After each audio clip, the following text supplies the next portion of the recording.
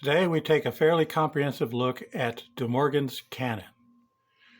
Okay, so this is in regard to propositional logic, and we began with binary logic.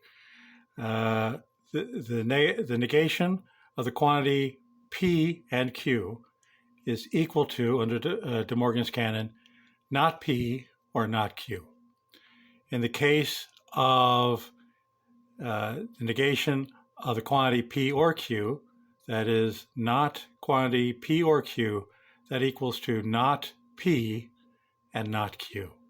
Notice that the negation negates not only the variables, but also the logic function. The disjunction becomes conjunction and vice versa. Conjunction becomes disjunction. They become just the opposite. So it flips conjunction and disjunction. So the negation is not only negating the variables, but also the conjunction or disjunction. Okay, so continuing on, applying DeMorgan's Canon to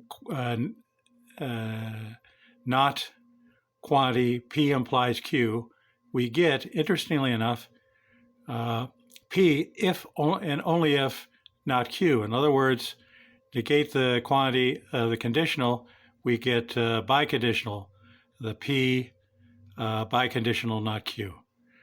Okay, if we negate the biconditional P if and only if Q, that yields not P biconditional Q. Okay, all that's for binary logic. For multi-value logic, we can no longer speak of negation as much as complement.